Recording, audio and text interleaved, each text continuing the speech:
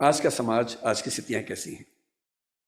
हमारे बच्चों की सबसे बड़ी उपलब्धि भी, सबसे बड़ी चिंता भी ये है कि वो इंटरनेट के दौर के पैदाइशी बच्चे हैं। हमारी जनरेशन वो है जिसने सारे चेंजेस को देखा। हम लोग दुनिया के सबसे रोचक जनरेशन के लोग हैं, जो मेरी जैसी उम्र के लोग हैं, 40-50। मैं 50 का हूँ, आप तो 40-30 के लग रहे हैं देखने में। तो मतलब जो 40-50-55 की उम्र के लोग हैं, इतनी इंटरेस्टिंग जनरेशन इस दुनिया के इतिहास में कोई नहीं है जितनी हमारी है। हम जब पैदा हुए तो टेलीविज़न आने वाला था। टेलीविज़न हमारे दौर में 1975 में पैदा हुआ भारत में।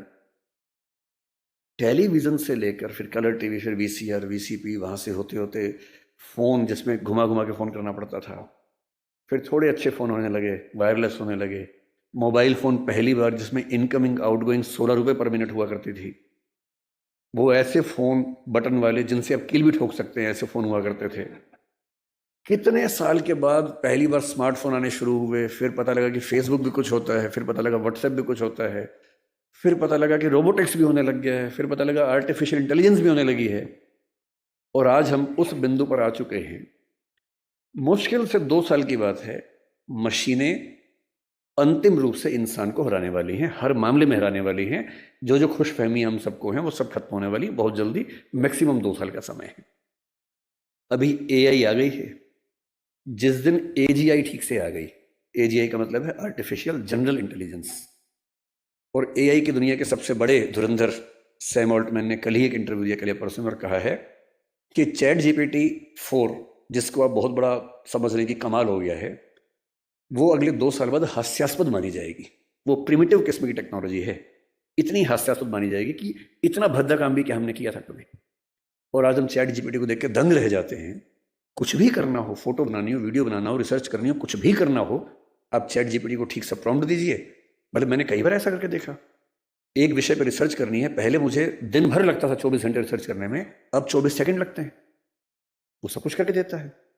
और आज से 2 साल बाद ये प्रिमिटिव होने वाला है, आदिम होने वाला है। उसके बाद तो पता नहीं क्या होगा। इस दौर में जो बच्चे पैदा हुए, जिनको जेन जी और पता नहीं क्या क्या आजकल हम बोलते हैं, जनरेशन जी है, जनरेशन वाई है, हर 5-7 साल में चेंज हो रही जनरेशन आजकल। ये किस दौर के बच्चे?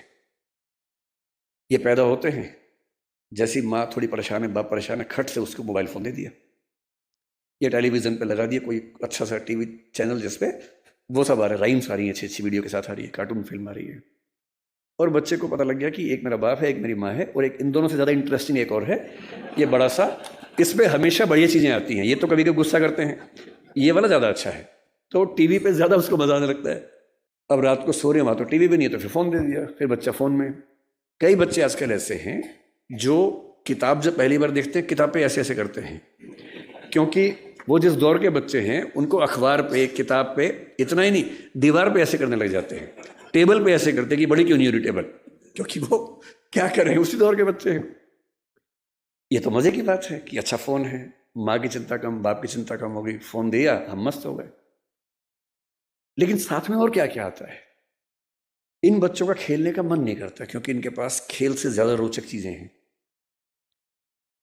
मुझे अच्छे से याद है कि हमने पहली बार 5वीं-6ठी क्लास में जाके ऊट पटांग चीजें पढ़नी देखनी शुरू की थी स्कूल में।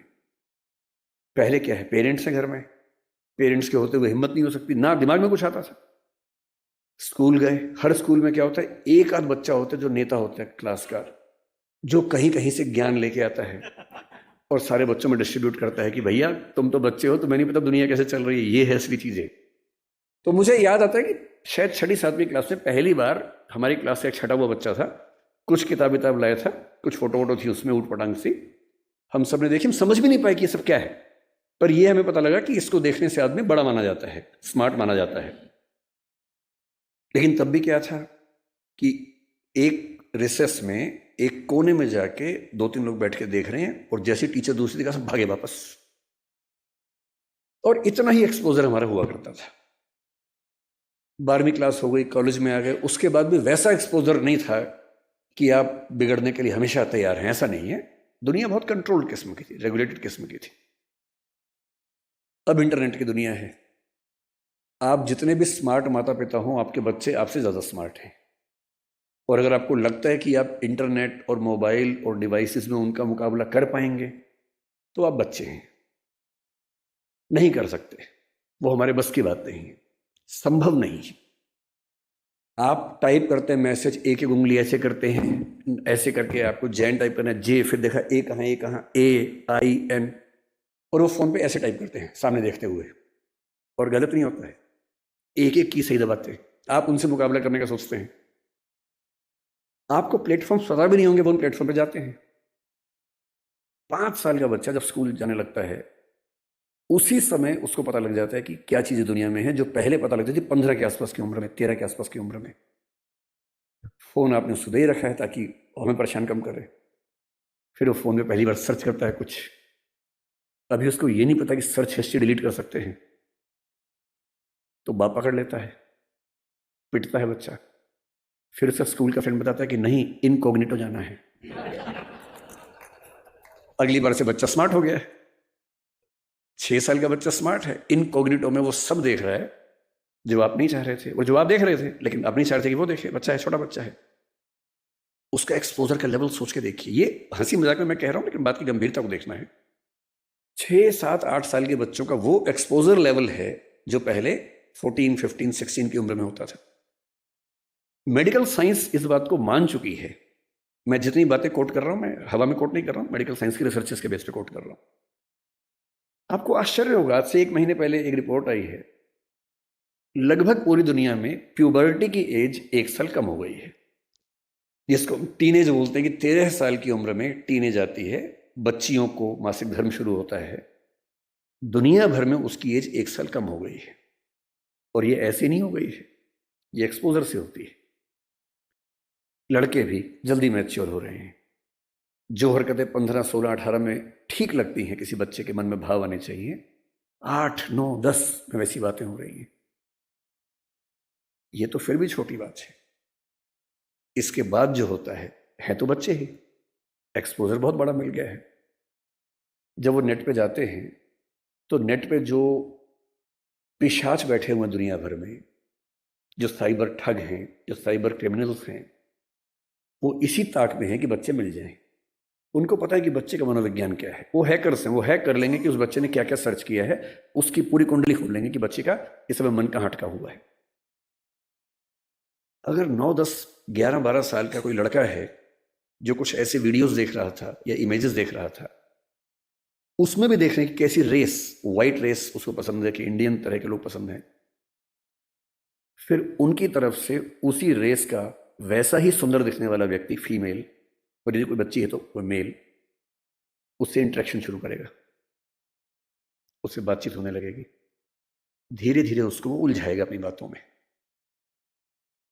वो बच्चा तो माँ बाप से छुप के कर रहा है सब, माँ बाप को पता ही नहीं है। और फिर वो उस बच्चे को प्रलोभन बहुत बड़े बड़े मिलेंगे।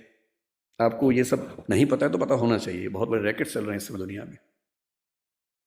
11, 12 साल का एक लड़का अपने कमरे में लैपटॉप पे वीडियो चैट कर रहा है, शायद एक ऑस्ट्रेलियन लड़की से जिसकी उम्र 21, 22, 25 साल है,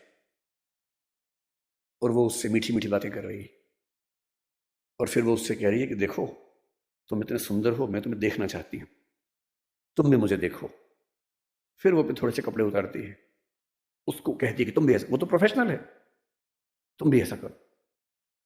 और वो बच्चा जिसको कुछ नहीं पता कि ये दुनिया कैसी है, वो कुछ कर बैठता है, और ये पूरा वीडियो रिकॉर्ड हो रहा है। और जैसी ऐसी चीज होती है, उसके बाद खट से मैसेज आता है कि अगर 2 घंटे में इस अकाउंट में $500 जमा नहीं किए तो ये वीडियो क्लिप तुम्हारे पापा, मम्मी, तुम्हारा इंस्टा अकाउंट मेरे पास है, इंस्टा अकाउंट में जितने तुम्हारे फ्रेंड्स हैं उन सबके पास चला जाएगा, सबके ईमेल आईडी मेरे पास है। इसको बोलते हैं सेक्सटॉर्शन। और ये इस समय टीनेजर्स की दुनिया की सबसे बड़ी क्राइसिस है। बड़ी बात नहीं है कि हम में से किसी का बच्चा झेल चुका हो, बड़ी बात तब होगी जब उसने आपको बताया हो। और अगर आपको नहीं बताया है और आप इस खुशफहमी में कि ऐसा हमारे बच्चे को हो ही नहीं सकता, तो फिर कह रहा हूं कि हम इस बात से अनजान हैं कि हम किस स्थिति में हैं। अपने बच्चों से बात करना शुरू कर दीजिए। पहली बात तो ऐसा ना हो, और हो जाए तो आपसे बात कर लें। कई बच्चे झेल नहीं पाते, पैसा होता नहीं है, पैसा होता तो देते हैं। और $500 का मामला नहीं है, वो पहली बार का मामला है, उसके बाद फिर उतना मामला है, अगली बार फिर उतना मामला है। और ये ध्यान रखना है कि किसी बच्चे के साथ ये करने के लिए वीडियो रिकॉर्डिंग की जरूरत भी नहीं है। हम एआई के ज़माने में हैं, डीप फेक से कुछ भी हो सकता है। किसी आर्टिफिशियल इंटेलिजेंस जो फोटोग्राफी बेस्ड ऐप है, सिर्फ इतना उसको कहना है कि ये फोटो है, सिंपल फोटो, स्कूल की फोटो, पासपोर्ट साइज फोटो, उसको देनी है और कहना है कि इस फोटो को एक ऐसी फोटो में तब्दील कर दो कि ब्लैकमेल किया जा सके। किसी के साथ भी हो सकता है। बस कल को कभी हम में से किसी का बच्चा हमसे ये कहे कि देखो पापा, देखो मम्मी, ये फोटो मेरी लग रही है पर मेरी है नहीं, तो उसको मारना पीटना नहीं है, भरोसा कर लेना है कि ऐसा हो सकता है। तकनीक इस लेवल पे है। और एक और टेक्नोलॉजी जो भी पब्लिक डोमेन में नहीं आई है, कभी भी आ सकती है लेकिन बन चुकी है। वो क्या करती है, एक फोटो देनी है और प्रॉम्प्ट देना है कि इस फोटो के बेस पे वीडियो बनाओ और वीडियो में ये होना चाहिए। आप जो चाहेंगे वीडियो बन जाएगा, आपका ही बन जाएगा, आप वो नहीं है। और आप क्या, इस दुनिया के बड़े बड़े टेक्निकल एक्सपर्ट्स नहीं बता पाएंगे कि ये वीडियो नकली है। इसको डीप फेक कहते हैं आजकल, डीप फेक। हमारे आपके बच्चे इस खतरे से गुजर रहे हैं और ये आज नहीं तो कल हम सबके बच्चों को झेलना है। उन सबको समझाने की जरूरत है कि जब किसी से प्रेम भी करते हो, मान लीजिए आजकल बच्चों के प्रेम में क्या होता है, सबसे पहले पासवर्ड शेयर करते हैं कि तू मुझसे प्यार करती है, हाँ तो पासवर्ड दे, तू मुझसे प्यार करता है तो पासवर्ड दे, दोनों पासवर्ड देते हैं। फिर एक और आईडी बना लेते हैं अलग से, उसका पासवर्ड दे देते हैं। फिर उसके बाद भरोसा और कायम करना है। फिर रात को 2 बजे जब पेरेंट्स सो चुके हैं, फिर वीडियो कॉल करते हैं, भरोसा करती है, हाँ तो फिर कपड़े उतार, वीडियो कॉल पे। ये खेल शुरू हो जाता है। अपने बच्चों को समझाना है, दुनिया का कोई भी इंसान कितना भी भरोसेमंद हो, ऐसी गलती ना करे। लड़का हो तो वो भी ना करे, लड़की हो तो वो भी ना करे। और ये हमारी पीढ़ी निकल गई है, हमें नहीं पता कि ये भी खतरे होते हैं। हमारी पीढ़ी में सब खतरे थे ही नहीं, हमने कम से कम ये सब नहीं झेला। हमारी पीढ़ी में ये था कि गलती से आप कहीं हैं, नहा रहे हैं, किसी देख भी लिया, फोटो नहीं खींच सकता था। फोटो खींचने के लिए फोटोग्राफर बुलाना पड़ता था बाहर से। या तो हर आदमी फोन लेके घूम रहा है, और फोटो अगर खिंच गई, अगर आपको भी ऐसी मासूमियत आपके अंदर है कि मैंने फोटो खींच ली, मेरा फोन तो एयरप्लेन मोड पे है, मेरे फोन में ही है, बाहर तो गया ही नहीं, इसको बोलते हैं मासूमियत। अगर आपने फोन में फोटो खींच ली है और डिलीट कर दिया उसको, अगर आपको लगता है डिलीट हो गई, तो ये मासूमियत है। कोई सिंपल सा टेक्निकल एक्सपर्ट जो बहुत ज्यादा पढ़ा लिखा भी नहीं है, 2 मिनट में फोटो बाहर निकाल लेगा, कितनी भी डिलीट करते रहिए अपने फोन से। और एक बार इंटरनेट पर चली गई तो दुनिया की कोई ताकत उसको परपेचुअल मेमोरी से डिलीट नहीं कर सकती। वो दुनिया के इतिहास में जब तक दुनिया रहेगी, वो फोटो रहेगी, वो वीडियो रहेगा, कोई नहीं छिप पाएगा, कोई बच नहीं पाएगा। और जब बच्चे इस दौर से निकलते हैं, उनको एंग्जाइटी होती है, डिप्रेशन होता है, और उस समय उनको जरूरत होती है किसी ऐसे व्यक्ति की जो उनसे ठीक से बात करे, उनको समझे। अभी 2 महीने पहले एक वेब सीरीज आई है दहाड़ नाम की, अगर नहीं देखी है तो उसको देखिए। वो कई मामलों में अच्छी वेब सीरीज है। मैं उसका प्रचार करने के लिए नहीं आया हूँ, तो संयोग से मुझे अच्छी लगी तो बता दिया। जो मैं कहना चाह रहा हूँ उसमें क्या है, उसमें एक पुलिस का एसएचओ है, एसएचओ है या डीएसपी है शायद, एक अधिकारी है पुलिस का। उसी के जुरिसडिक्शन में एक स्कूल में उसका बेटा पढ़ता है, और स्कूल से कंप्लेंट आई, कुछ बच्चे एक मोबाइल फोन एक कमरे के अंदर देखते हुए पकड़े गए हैं। वो मोबाइल फोन वही है जिसको उसका बाप ढूंढ रहा है किसी क्राइम की इन्वेस्टिगेशन के लिए, वो नंबर ट्रेस कर रहे थे, वही नंबर है। तो बाप और पुलिस की पूरी टीम भागी है, और प्रिंसिपल ने कहा कि वो बच्चे इस कमरे के अंदर है। अंदर गया तो उसका अपना बच्चा ही है। वो बच्चा क्रिमिनल नहीं है, वो तो गलती से फोन उसके पास आ गया, वो वाला जो फोन क्रिमिनल का था उसके पास आ गया। और तब वो पुलिस वाला देखता है कि उसका बच्चा और उसके 3-4 दोस्त वो सब वीडियोस देख रहे हैं जो 9-10 साल के बच्चे को नहीं देखने चाहिए थे। लेकिन उसके बाद सबसे इंटरेस्टिंग बात क्या है, घर जाके वो पुलिस ऑफिसर अपने बच्चे के साथ बैठता है, और कम से कम 2-3 मिनट का सीन है। किसी फिल्म या वेब सीरीज में 2-3 मिनट का मतलब बहुत बड़ी बात होती है। जब हम फिल्म लिखते हैं तो हमारा टारगेट होता है कि कोई भी सीन 1 मिनट से ऊपर का नहीं होना चाहिए किसी भी हाल में, वरना लोग बोर हो जाते हैं। मैक्सिमम 1 मिनट होता है। 2-2.5 मिनट तक एक थीम पर बात चल रही है, इसका मतलब डायरेक्टर चाह रहा है कि ये बात ठीक से पहुंचे।